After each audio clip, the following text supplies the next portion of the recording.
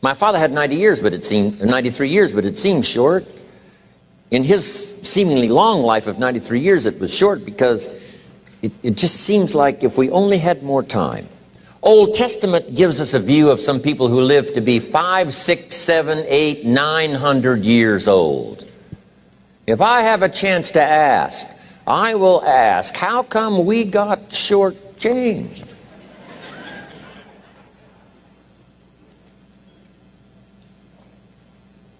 Wouldn't that be a good question if you had a chance to ask?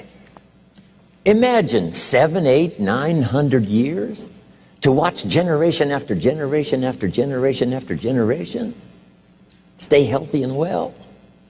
I mean, you gotta be healthy to make it to 900.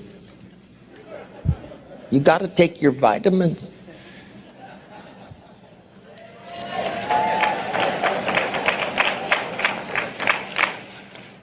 I'm pushing the Bible, I'm pushing vitamins, I'm doing good today. So, the key is time is precious. Now let me give you Bill Bailey's description of time. Life is not just the passing of time. Life is not just the passing of time. Life is a collection of experiences, their frequency,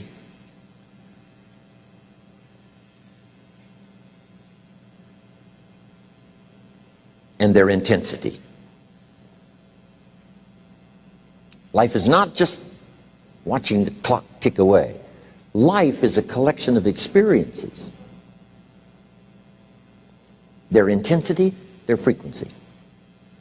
When my friend Mark died at age 44, someone says, that's young to die. But what if he lived 4 lifetimes in one? It might not be too young. So here's whatever the span of your life turns out to be, here's what you want to fill it up with: experiences and the intensity of those experiences.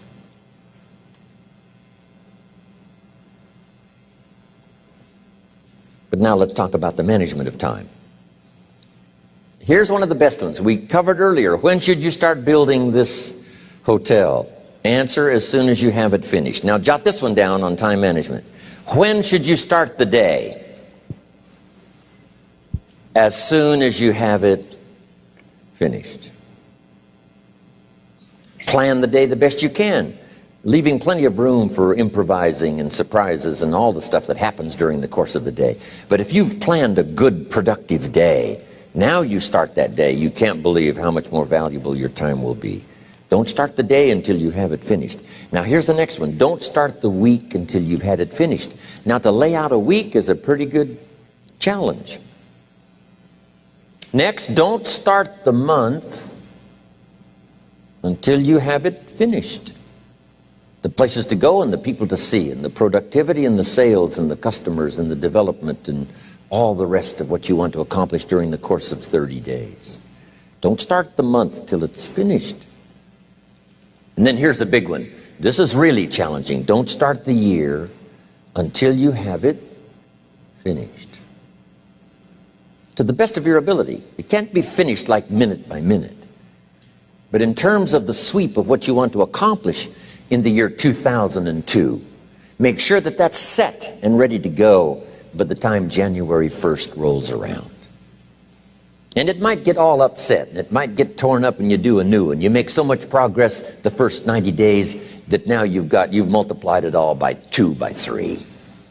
Because that happened to me. I thought, wow, this is going to be a great year. By the time I'd finished the 3rd month, I'm rolling, I'm soaring. So many things are happening, I revised my whole year's plan. Okay. Now, jot this down. Approaches to the management of time. Here's the first one. Ignore the subject. I mean, that's good advice. Don't let anything overly bug you. Because remember now, you don't have to do anything. Someone says, well, I got to get a handle on my time. The answer is no, you don't. If you want to let it all go, you can let it all go. I mean, this is good advice. Somebody says, you ought, you ought, you ought. Jot this down. Ignore all the you oughts or you should. Only if they're giving general information. We should. It's better to say if you're teaching we should. Not you should, we should. Then you let me listen in without it being too confrontational. If everyone did this, see, that'd be great. And then you give a person a chance to choose to do it or not to do it. But when you start the you ought, now see if I don't, now see we got some tension and maybe some problems. So you oughts seem to always create problems. When you're talking to your kids, you say, no, if kids would do this, not always saying if you did this, life would be better, but if kids did this, life would be better. It's like making a little talk and letting them listen in. And then it's a little less confrontational. It gives us a choice. In one of my seminars, here's what I teach. All life form strives to the max of its potential except human beings. All life form strives to the max of its potential except human beings. How tall will a tree grow? As tall as it possibly can. You never heard of a tree growing half as high as it could. No, trees don't grow half. A tree drives its roots as deep as it can, reaches as high as it can, produces every leaf it can, every fruit it possibly can. To the max. Every life form strives to the max, except human beings. Now, why not human beings? Jot this down. You've been given the dignity of choice. You're not a robot. You don't have to repeat this year the same as last year. You can tear up last year's plan, develop a new plan.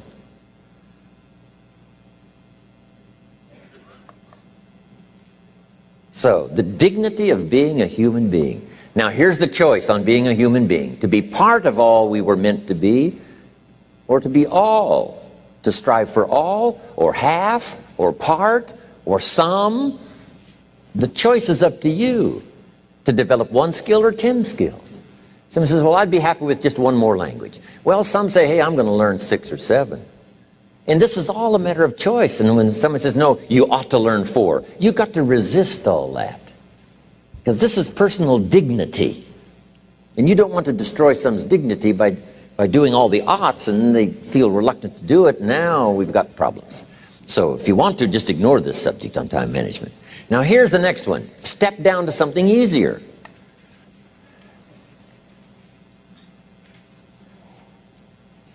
The guy's in sales and he says, oh, I want to own the company. Finally owns the company. Now he's got no time to play golf. He said, when I was in sales, I was making big money playing golf 3 days a week.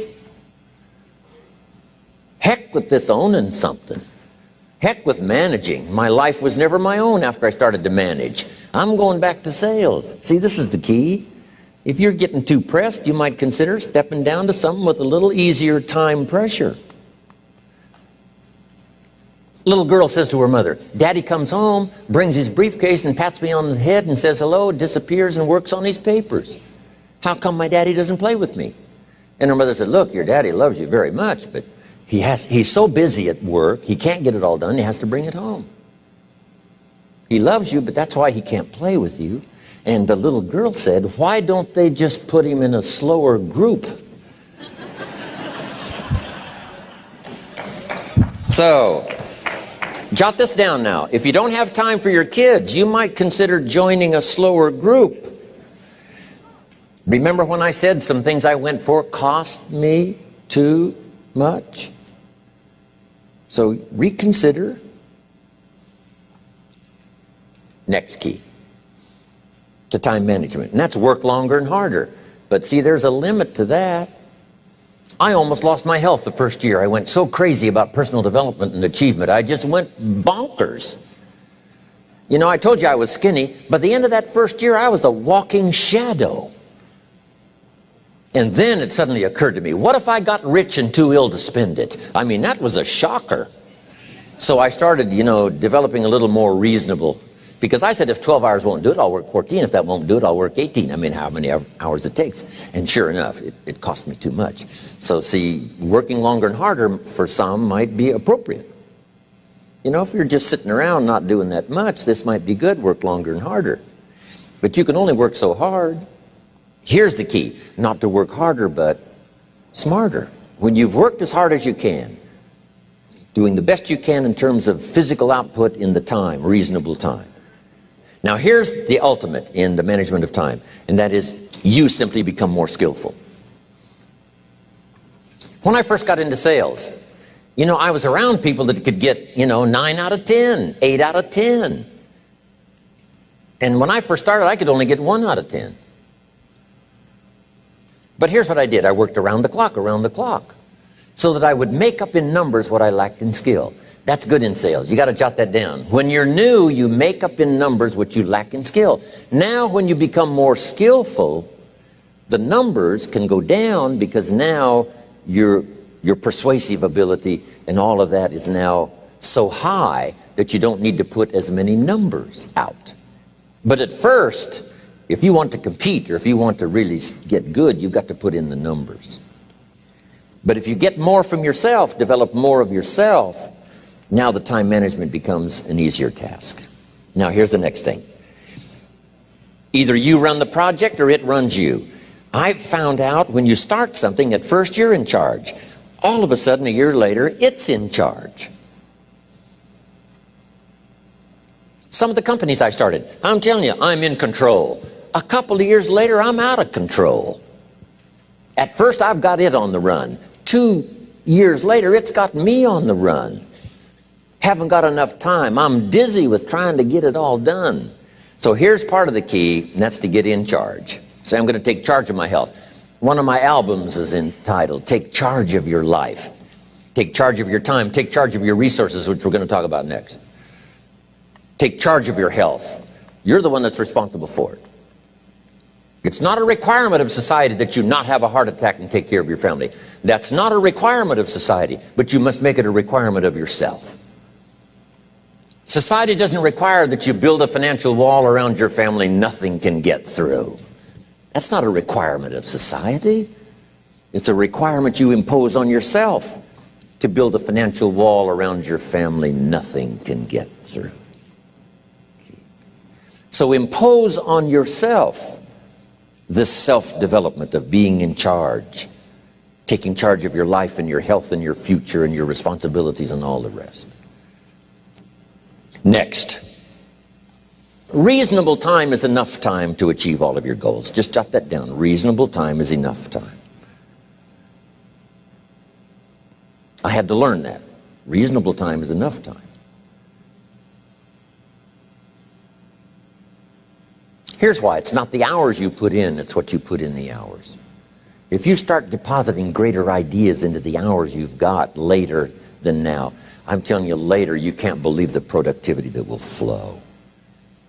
The ideas you can't think of now, a year from now, they'll start to flow. And when you deposit those ideas in the hours you've got, productivity multiplies by 2, 3, 5, 10. Next, time management essential. We've already covered the first one, a written set of goals. And then do priorities on your goals. What's important this week? What's important this month? Here's the next one. Often review. Just go over your goals to make sure that your list is working for you. It's got you inspired. It's got you turned on.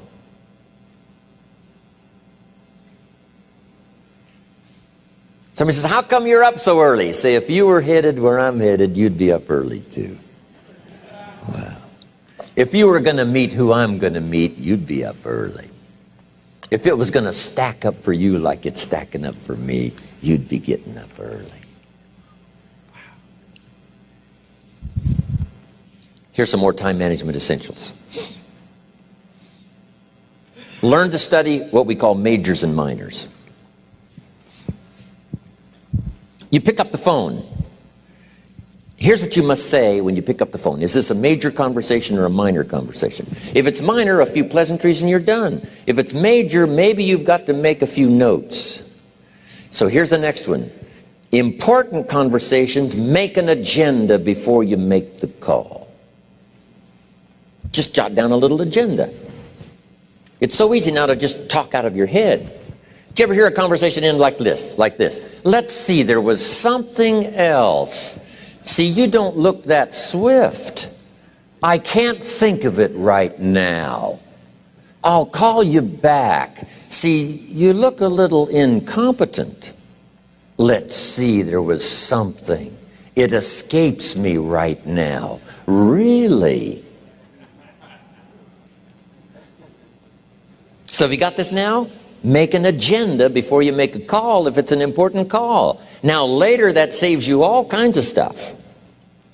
You call John in, the salesman, say, John, remember those 4 things we went over? He said, no, we didn't talk about that. And then you pull out your daytime or whatever, and there's the list you made when you made the call. He said, oh yes, seems like I do remember. And you've got him with your list. If it's just, salespeople especially can talk you out of what's in your head. It's true. No, we didn't talk about that. And if you don't have a little proof, I'm telling you, it's gone. So make an agenda before you make a call. So what's major, what's minor? Now here's the key on this. Don't major in minor things. If you take up major time to do minor things, I'm telling you, you'll be behind the curve constantly. Here's what we learn in sales training. What's major time and what's minor time? Here's minor time, thinking about prospects. Here's minor time, making lists of prospects. Here's minor time, keeping books on prospects. Here's minor time, going to see the prospect. Here's minor time, evaluating the prospect after you've been there. That's all minor time. Here's major time, in the presence of the prospect. That's major time. And if you took a look, if you're in sales and you took a look at a week, you'd say, my gosh, I'm spending 90% of my time on the minor stuff and so little time on the major stuff in the presence of. How many hours in the presence of in my day? How many hours in the presence of during my sales week? Because the time that really counts is in the presence of the prospect. Majors and minors. Here's another key time management essential. Don't mistake movement for achievement. It's easy to get faked out by being busy. Guy comes home at night all exhausted, falls in the chair and says, oh, I've been going. Here's the big question. Doing what? It's not the going. Some people are going, and they're doing figure eights. I mean, their progress is small. So don't mistake movement for achievement. Here's another one in sales we learned. Don't mistake courtesy for consent. If somebody's pleasant and they nod, you say, oh, they're going to buy. No, they're courteous. You can't mistake courtesy for consent.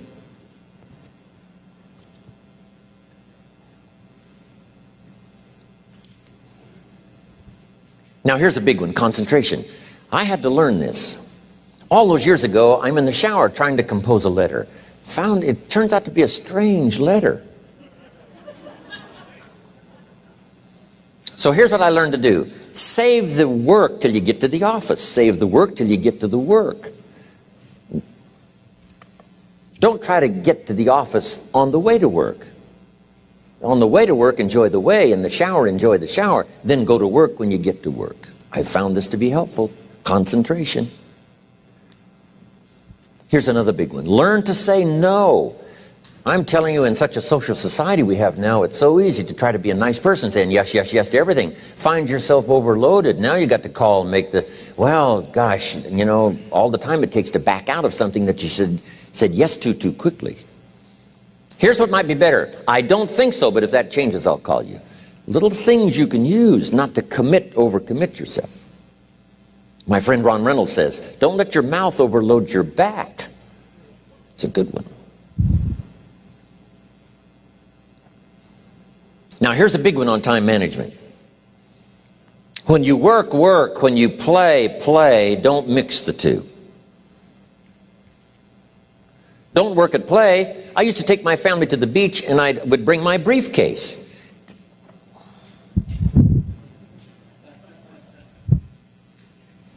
I learned not to do that. Or at the beach I'm saying I should be at the office, I should be at the office. Now my family's upset. Because I'm at the beach and I'm thinking office, office, office. Now when I'm at the office I'm thinking what? I got to get my family to the beach, the beach, the beach. So things are not going too well at the office because I'm thinking beach, and things are not going too well at the beach because I'm thinking office. Here's what I learned to do. At the beach, be at the beach. At the office, be at the office. When you work, work. When you play, play. Don't mix the two. Don't work at play. Now here's one of the most important ones. Don't play at work. Work is too serious. You don't want the reputation of being the office joker. It's not a good one. Yes, there's time for some pleasant stories. Yes, there's time for a little humor. Yes, best if it's a happy office, of course. But I'm telling you, you got to be serious about work, because you're parting with a piece of your life for the work you do. Your work costs you a piece of your life. Here's what it's called: serious business. Not grim, not unhappy, but serious. Key. Don't play at work. The old expression, I don't think we use it anymore, horse around at the office. Play around, play jokes, play tricks. No place, not at the workplace. At the beach, yes. At the bar, yes. Somewhere else, not work. You got to treat work with all due conservative passion, because it's leading you to your future. Here's another key phrase: all work is good. You may not like your job, but if it's the stepping stones to get you to where you want to go, you got to appreciate your job. You don't have to have a passion for your job. Here's the ultimate passion: a passion for incredible success in every department of my life. That's the passion. But don't look down on some menial job you have to do to finally get you to where you want to go. No job is menial. No job is not, every job is noble. Training life for pay, making a contribution to society. Next, analyze how you are. And if you have some weaknesses, if you can't, doesn't seem like you can change, here's the key: get it covered. I used to keep promising myself I'd keep the books, keep the books, keep the books. Finally, I gave that up. And back then, it only took me an extra $50, $60 a month for some accountant to keep the books. I said, no, I'm going to save the $50. You can't believe what I started losing in productivity because I tried to save the $50. So the key is, a lot of the time you can stay like you are, but just make sure you get it covered. Okay. Next, beware of the telephone and all other systems of communication, especially the telephone at home and systems of communication at home. And here's one of the best lines I've got for you for the weekend: let all communication systems serve you, but don't let them intrude. When it comes time to have dinner with your family, you shut off all systems, unless the ones that can take messages silently. Don't let the phone ring. Don't let anybody intrude, come through the front door nor the back door, nor through the telephone or any other device. So you can't reach John and his family when he's having dinner. The President of the United States couldn't get through. If you develop that kind of a reputation, father, mother, when we have dinner, when we're visiting and have this time with our family, nothing intrudes. So don't let these clever little devices keep intruding. You've got to have a place that's sacrosanct, it's valuable. You don't let anything in for that period of time. Okay. Isn't that good advice? Excellent advice. Here's the next one. Read all the books. You know, I've only got a few notes here on time management, but if you've got some particular challenges, you run a big organization, a big corporation, you've got some challenges, there's plenty of books. Now, here's what's next. Just be more alert to the things that might be stealing your time. Here's why. Time is like capital. You can't let someone steal your seed corn. You can't let someone steal your capital. And you can't let someone steal your time.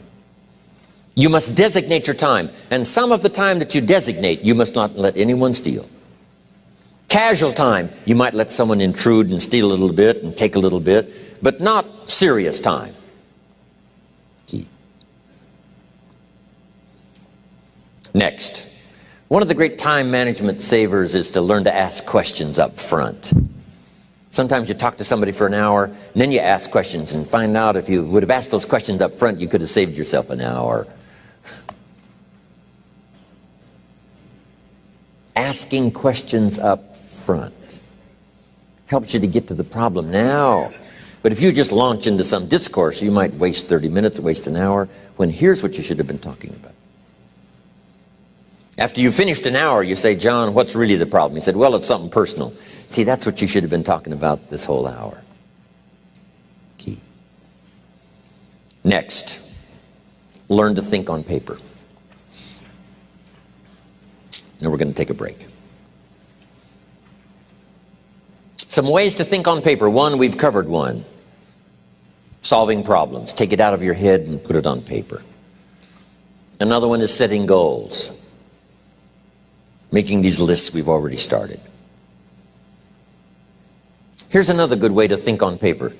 It's a projects book. Each person you're working with and each project you're working on, get a loose leaf binder and a tab and some pieces of paper behind the tab and do a little continual summary of how it's going between you and that person and between you and that project. I call it a projects book. It is so useful to me. But what's going on between you and this person? When you last got together, what did you talk about? And you got a few notes there. Here's what we talked about the last time we got together. Now when you get together again, you can review that so you'll know better what to talk about. When the president gets ready to travel and he's going to meet some important people, guess what they bring him? All these briefing books. Right? The last time you were with Khrushchev, Kennedy is informed. Here's what he said and here's what you said. Kennedy said, oh, that's valuable. I need to remember that. If a person is important, it's worth a little running account. You might even have a projects book for your children. Here's what's happening between me and my child. We've talked about this, and we've talked about this, and we've talked about this. Next, a day timer. Keeping track of all of your appointments. You know, mine is all filled with, when to catch an airplane and when to do a seminar and when to sit down and have a conference, all the rest. Next is a game plan. If you've got a house and the insurance is going to come due and some other things are going to come due, you just put it on a spreadsheet and make sure it's taken care of. Key phrase, take things out of your head and put them on paper. And the key is to just experiment with different ways that helps you to do that. Now here's the last one, thinking on paper, and that's to keep a journal. One of the things I'm known for around the world, have been now for 39, 40 years, is keeping a journal. Now my journal is not it's not necessarily it's not like a diary. It might be part diary. I'm flying over Ireland and I write down a few little things that impress me. Today I met this person. Wow, what an extraordinary event. Today I conducted this seminar in Rome. 1,000 people stood up and sang for me. I've got a little bit of a diary in there. But here's what primarily your journal is for. Collecting good ideas. A journal is to collect good ideas on your health, good ideas for your business, good ideas for your future, good ideas for time management. Because I used to take notes on pieces of paper and torn off corners and backs of old envelopes and restaurant placemats. And I threw all this stuff in a drawer. It did not serve me well. I finally learned to get a bound copy, right? And just keep a journal, right? If I was here, I had my journal, I'd be taking notes, right? These 2 days in my journal. Now, if you're caught without your journal, you just take the notes when you get back home. You put those notes in your journal, throw the paper away. Because we don't usually go through paper to review. But see, my journals now make up a significant part of my own library. My journal's all reserved privately for my children and my grandchildren. Can you imagine what I've collected over the years? It's unbelievable. There are 3 treasures to leave behind. I think you've already got those notes, right? Here they are. Number 1, your pictures. Don't leave the event unrecorded. It takes only a fraction of a second to say, here's who I was with. When I travel the world, right? We take all these pictures, and here's one of the gifts.